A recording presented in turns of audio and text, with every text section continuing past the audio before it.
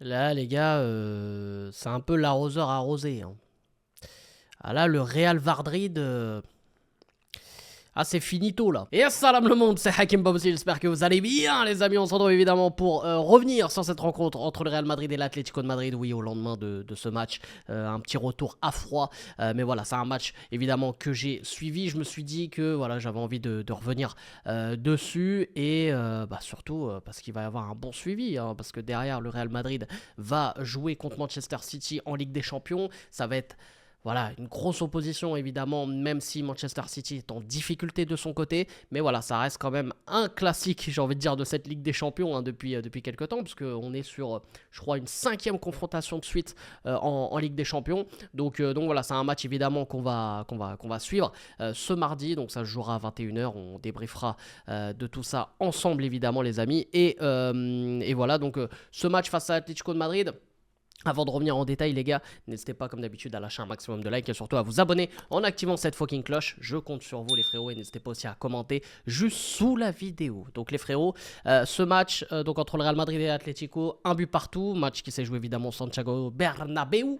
D'ailleurs quel stade, franchement les gars, j'en reviens pas, hein, ce qu'ils ont fait de ce stade, incroyable pépite. Bref, c'est quand même une dinguerie, c'est quand même une dinguerie. Donc voilà pour cette petite parenthèse. Globalement, le match, les gars, n'était pas foufou. Franchement, après, c'est vrai que je prends jamais de plaisir à regarder un match de l'Atlético en général. Le Real Madrid, on va pas se mentir, les gars, c'est pas le plus beau jeu d'Europe, voire du monde. Voilà, on va être clair aussi là-dessus. On prend pas énormément de plaisir à voir le Real Madrid jouer. Le Real Madrid va te procurer des émotions sur certaines séquences, sur certaines, on va dire, situations ou contextes dans un match de football, mais dans le jeu, vraiment dans le football pur, il n'y a rien de fou, les gars. Voilà, pour moi, c'est l'eau, ça mouille et le feu, ça brûle. Voilà, évidemment. Donc voilà, donc moi, je voulais évidemment, dans ce derby, voir un gros match. Bon, ça n'a pas eu lieu. Ça n'a pas eu lieu. Il y a eu 20 bonnes premières minutes en deuxième mi-temps, qui était très intéressant. Mais les gars, en première, franchement, il n'y a rien eu de spécial. On s'est fait chier, quoi. Franchement, pour moi, c'était pas fou. On a un Real Madrid, ok, diminué avec toutes ses absences. On a un Atlético qui est venu, voilà, et puis il l'a annoncé, hein, Simeone, hein.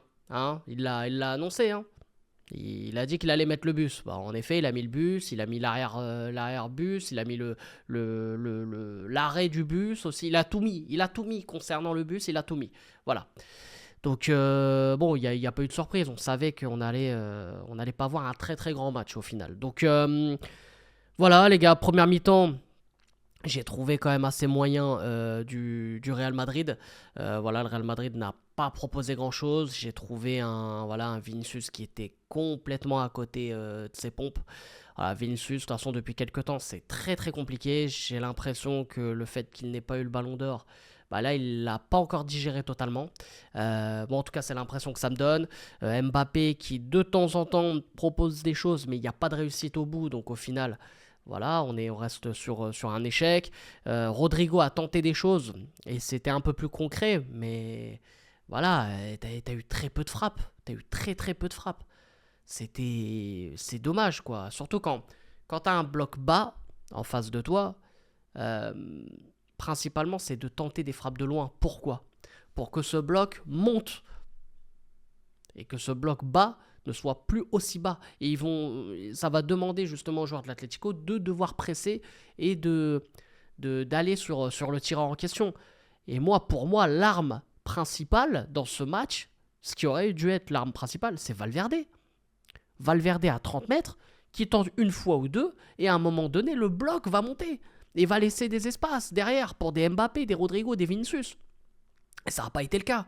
Il n'y a pas eu de coup de folie du côté du Real. Ça a manqué de créativité. J'ai vu un Dani Ceballos qui a tenté certaines choses à des moments. Et j'ai trouvé que c'était l'un des meilleurs madrilènes, pour vous dire. Mais le reste, ça a été trop en dessous. Surtout dans cette première mi-temps, ça a été trop en dessous. À la mi-temps, tu finis avec 1-0 pour Atlético. Donc évidemment, on va revenir sur ce penalty gate. Les gars, moi déjà, je vais poser les bases. Je suis pour aucune des deux équipes, on est d'accord. Je suis ni pour le Barça, donc je suis le plus neutre possible. Donc je donne mon avis de façon neutre. Je suis la Suisse, tu vois. Je suis le mec qui sert vraiment à rien en Europe, t'as capté? Je suis la Suisse sur cette action. Il y a un centre, côté gauche. Il y a une trajectoire de balle, évidemment. Le ballon part un peu en retrait. Tchouaméni est un peu dans une certaine protection, veut continuer en fait la trajectoire de balle, peut-être en déviant le ballon avec son pied gauche ou quoi. Dans la foulée, t'as Lino qui se ramène et il ne le voit pas. Et Tchouaméni met son pied en opposition. Si on voit bien l'action, et on l'a revu 10 000 fois, Tchouaméni ne marche même pas sur le pied de Lino. Hein. Il met juste en fait sa pointe. En fait. Il y a une... Comment dire? Il y a Lino qui arrive en fait sur le pied de Tchouaméni. Il arrive à fond sur Tchouaméni. C'est pas Tchouaméni qui rentre en contact sur Lino. C'est Lino qui arrive dans cette course comme ça et qui fonce sur Tchouaméni et qui se... En fait, c'est un hasard en fait. Entre guillemets, parce que les deux se mettent le pied au même endroit. Sauf que Tchouaméni est à l'arrêt. Tchouaméni ne vient pas dans l'agressivité. C'est Lino qui arrive à fond et qui se tape Tchouaméni. Et derrière, penalty. Donc je pense que tu as compris via mes explications. Pour moi, il n'y a pas penalty, les mecs. C'est un scandale en vrai. Parce que les gens qui disent, là, il y a penalty, franchement, avec tout le respect que j'ai pour vous, vous n'avez jamais joué au football, les frères. Parce que on va dire entre guillemets, des collisions, c'est même pas des collisions, c'est, voilà, je sais pas, des contacts comme ça, tu en as toutes les 30 secondes dans un match. Toutes les 30 secondes, tu as des contacts comme ça. Donc si tu dois siffler tous les contacts dans ce style, frérot, tu joues pas. Hein. Tu siffles toutes les secondes, voilà. Parce que là, si on regarde bien l'action, c'est Lino qui va chercher Tchouaméni. C'est pas Tchouaméni qui veut contrer Lino, qui veut empêcher Lino, qui veut balayer Lino. Rien à voir. Le pied de Tchouaméni, il est en pointe comme ça. Il est même pas appuyé sur Lino en mode... Il n'y a même pas d'agressivité. Tchouaméni, il est en passif complètement. Et pourtant, Tchouaméni, voilà, c'est pas forcément un joueur que j'aime, que j'admire. J'aurais pu voilà, le tirer dessus là-dessus. Là, pas du tout, les mecs. Donc... Quand il y a les joueurs du Barça qui se plaignent et derrière, t'as la VAR qui dit « Ouais, peut-être qu'il y a un contact au final. Hein. » Si tu regardes et tu vas à la VAR et tu mets juste un arrêt sur le pied de Tchouaméni avec le mec, tu te dis « Bah oui, il y a faute. Il y a un contact, il y a faute. » Mais non, les mecs. Là, vous dénaturez le football. Et après, les gens qui vont être en désaccord avec moi, il n'y a pas de souci. Vous pouvez être en désaccord, il n'y a pas de souci. Mais moi, le football que je connais, que je pratique... Mais il n'y a jamais faute là-dessus, les mecs. Il n'y a jamais faute. Hein. Et ça aurait pu être l'inverse. Hein. Ça aurait pu être le Real qui obtient le penalty là-dessus. Bref, j'aurais dit la même chose. Donc on me dise pas, ouais, non mais toi, t'es plus... Les mecs, vous pouvez pas... Là-dessus, moi, j'ai aucun intérêt. Hein. Donc moi, je vous dis ma vision des choses. Et d'ailleurs, même sur le direct, il y avait un petit désaccord entre les deux commentateurs. Avec Da Fonseca et son compère là, j'oublie toujours son nom alors que c'est le best of the best aussi. Les gars, même Da Fonseca il le disait. Et pour moi, les vrais footeux, honnêtement, ils vont dire il n'y a pas faute. Ils vont dire il n'y a pas faute. Parce que si on s'arrête juste sur le contact, tu vas dire ah ouais mais il le touche. Ouais mais qui touche qui? Est-ce qu'on pose cette question? Qui touche qui en vrai? C'est Lino qui arrive sur Tchouaméni. Hein. C'est pas Tchouaméni qui dégomme Lino. Hein. Et est-ce que Tchouaméni écrase le pied de Lino? Non. Est-ce que les deux jouent l'action même? Le ballon il est passé, ça y est trop tard, tu vois.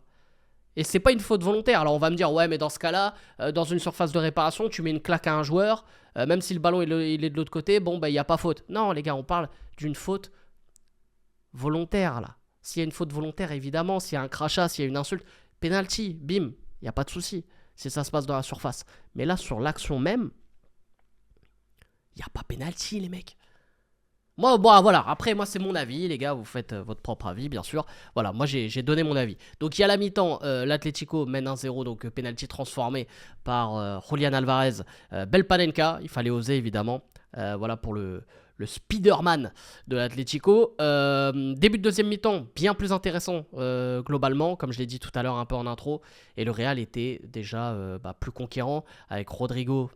Comment le but vient, Rodrigo qui fait un gros débordement et qui fait la passe à Bellingham. Bellingham qui rate un peu sa frappe. Elle est contrée, ça revient dans les pieds de Mbappé qui fait une frappe un peu éclatée. Voilà, il veut bien la prendre. Ça fait un truc bizarre et ça rentre, bon tant mieux pour lui. Et derrière, un but partout. Et à ce moment-là, j'ai trouvé le Real bien plus conquérant, bien plus intéressant, avec plus d'envie. On a vu un Vinicius aussi qui a tenté plus de choses, qui n'a pas forcément réussi, mais qui a tenté plus de choses, qui avait un peu plus d'envie, tout simplement. À un moment donné, il y a une action où je sais pas comment il fait pour passer entre deux joueurs, frère. Il est passé dans un trou de souris, c'était une dinguerie. Derrière, il fait une frappe et je crois que c'est l'arrêt de Oblak. Il y a aussi la barre transversale de Bellingham de la tête sur une action de Vinicius, si je dis pas de bêtises. Donc voilà, non, j'ai trouvé quand même le Real bien plus intéressant. Et après, le Real s'est éteint et l'Atlético a procédé parfois en contre. Mais voilà, ça n'a pas été au bout. Et voilà, donc il n'y avait pas grand chose à manger. Et ma frustration, les gars, évidemment, là j'ai un intérêt, c'est en tant que Marocain. Les gars, Brahim, voilà, il a eu encore des miettes. Il est rentré à la 87e. C'est. Ah ouais, non, mais c'est un scandale. Quand tu vois les dernières performances de Brahim, que ce soit en Copa, que ce soit même en championnat, les entrées en Ligue des Champions et tout. Là, quand tu vois que tu es en manque de solutions, surtout dès la mi-temps. Moi, dès la mi-temps, les gars, je vous parle français. Hein. Même si Ceballos a fait une assez bonne première mi-temps, après, il a été moins en deuxième. Moi, j'avoue, à la mi-temps, j'aurais sorti Ceballos parce qu'il avait un carton jaune. J'aurais sorti Ceballos, j'aurais fait rentrer Modric et j'aurais fait sortir Vinicius et j'aurais fait rentrer Brahim. Je vous parle français. Vinicius, il est pas dedans. Bye bye. Toi, même si tu étais à deux doigts de gagner le Ballon d'Or il y a quelques mois, t'es pas bon, tu sors. Point à la ligne. Et un Brahim aurait amené aussi 2 fois plus de danger. Par la créativité, par le 1 contre 1. Et Modric aurait amené aussi cette stabilité. Et surtout dans le jeu, aurait amené ce calme dans la possession. Voilà. Il aurait amené ce côté-là. Voilà, on a vu Modric rentrer, je crois, aux alentours de la 70e. Pourquoi pas? Mais Brahim, les gars, à la 87e. C'est un manque de respect. Moi, je vous dis la vérité, c'est un manque de respect. Là, je vais partir encore dans un discours victimaire, mais Brahim, il est espagnol. Il rentre pas à la 87e. Hein. Ah, je vous parle français, moi.